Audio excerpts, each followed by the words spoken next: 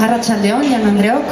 Iruñeko Hortzar Euskal Folklore Elkarteko kidea gaituzue, musikari, kantari eta dantzariak. Gaurkoan Euskal Herriko dantza, musika eta kantuen bilduma bat eskainiko dizuegu. Zuen gustokoa izanen delakoan, eskerrik asko eta hasiko gara.